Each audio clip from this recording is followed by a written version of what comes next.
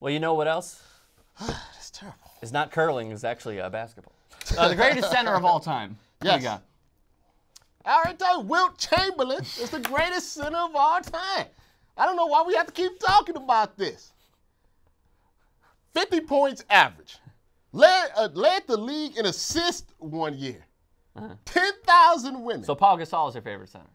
Did So Paul he can pass too. He didn't lead the league in assists. He can pass. He can't lead in assists. I can pass. That means I can lead the league in assists. You love European players, don't you? I like you. I don't have any problem with what you trying to say. You trying to make it. You just saw I talk to the French people. What'd I you don't say? have any. Say la oui. I don't have anything against the Europeans. Yeah. All right. So Wilt. Wilt. What's your case?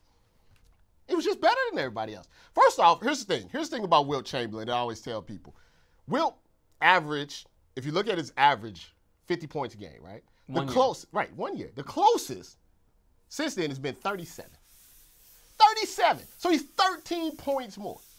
Led the league in rebounds plenty of times. Like I said, led it in assists.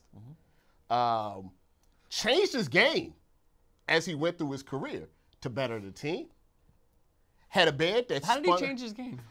When he went to the Lakers on the back end of his career, he became, because they had Jerry West and Gail Gidridge and all these others, so he came more of a defensive player and a rebounder, you know, as his knees started getting bad. So he changed up his game, a passer in the post and everything. So he went from like this dominant scorer to more of a defensive, you know, presence. Unfortunately, like I said, he played in a era of Bill Russell, you know, where the Celtics back then were hoarding all of the Kevin McHale's types back then. They were hoarding them all, so you couldn't. It was very difficult for him to win. The Kevin McHale. They were hoarding all the Kevin McHale's. I just think Wilt, once again, also had a spinning bed in his bedroom with a mirror on top. That obviously gets some points for that. Well, hang on a second. According to your argument, you can't talk about anything outside of. No, I'm the saying line. this is You additional. can't talk about anything. He was the best on the court and off the court. That doesn't matter. If you smell what the Your Rock is logic cooking. stated that it doesn't matter anything that happens outside of the lines, outside of stadium.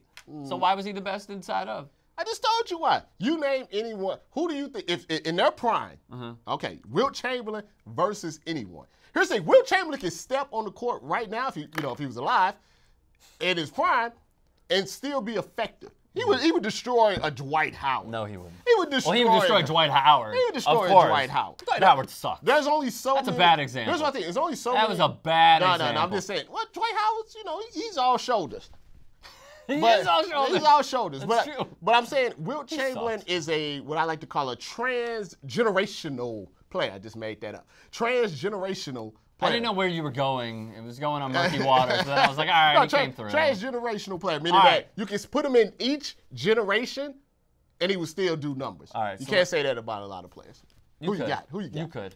I would literally take the field The field. over Wilt Chamberlain. I would take The field. Shaquille O'Neal.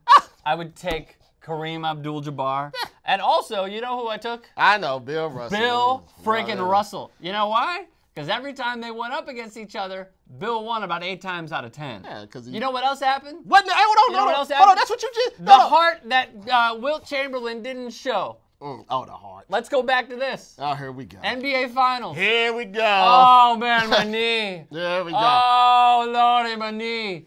Give me 5 minutes. Wilt, there's 5 minutes left in the game. Just give me 5 minutes. Just give me. No. Now you see what happened. You lose respect for anybody that is a competitor to go up against your arch nemesis and your rival. Magic Johnson didn't didn't take himself out against Larry Bird. Larry Bird didn't do the same against him. Michael played in the flu game. Willis Reed even played in the finals, game 7, with a torn ACL. Came out and balled. Wilt took himself out in the finals and conceded. That is something I will never let go. First off, especially for a player's legacy. First off, this is where it gets all Hollywood in here. It gets Hollywood. Well, hang on a second. Wilt represented Hollywood, so he's nothing but Hollywood. First off, Willis Reed made 2 shots and didn't do nothing for the rest of the game. Give the other players credit. He wasn't the reason. And it sounds good. It's good for the movies. But he didn't do anything. He came out there limping. He came, hit 2 shots. Let me ask you, did he inspire the Knicks to win? No, they won because they're the better team. That's all that. They won because they're a better team. I don't believe in all that inspiring talk. Did Michael Jordan win because he got food poisoning? He didn't have the flu. Did you ever see Miracle on Ice? I don't believe in that stuff. Did you ever see it? Yes, it's a movie. All right, and no, it was a movie that was based and depicted off of real life. Yeah, come on, yeah. So are the Avengers. that doesn't mean anything. You play to win the game. Either you win or you lose. The best team wins. It has nothing to do with all that rah-rah speech. You know who does a speech every game, the losing team. The losing team has a speech every single game. I think I just dispelled that argument with the Miracle on Ice. No, you don't think the Russians Were you not inspired after you saw that? No, I was Did you not want to go curl a little more? No, well, that's ice hockey. This curling. It's icing. Curling. It's all on ice. That's not shoulders, though. That's not hockey is shoulders. That's not, no, hockey. You put someone partly with your shoulder. No, hockey's kind of hip. You know, it's like Grayson Allen. You know, you tripping people Don't and bring stuff. Grayson Allen into hockey. Yeah, what, little Ted Cruz Jr.? Raphael. That's his real name. I don't believe any of that. None of that inspirational stuff. Don't believe that. You know why? Let me ask you something. So Wilt was so dominant, right? Yes. Uh-huh. Dominant. Why isn't he the #1 all-time scorer in the association's history of the game? Why? Well, he didn't play as many years. Uh-huh. I mean, Karl Malone played 14? Karl Malone played 75 years. No wonder he has more points than him. Kobe played like 20 years. We'll play like 13, 14. You got to do it per average. Played 14 years. Do the average. Now, that's what Michael Jordan's not. Well, now we're going into sabermetrics. I thought you were against this. No, points per game is not a sabermetrics. And why do they call it saber in the first place? Is it after a tiger? I thought it was. Oh, like lightsaber? Yeah. You know, when I was young, I thought it was lifesaver. I did too. And I thought it was Dark Vader. No. Because he was black. You get it? Dark Vader because he had all the black stuff on. He had the black stuff on. Yeah, he had the all black. So I thought it was Dark Vader. I was like, hey, it's a hero for us. Well, I guess he was a villain. Who do you got? YouTube.com. Was it a villain? /TYT All the black people villains. Say bye to the French people. Oh, bye. Say la oui.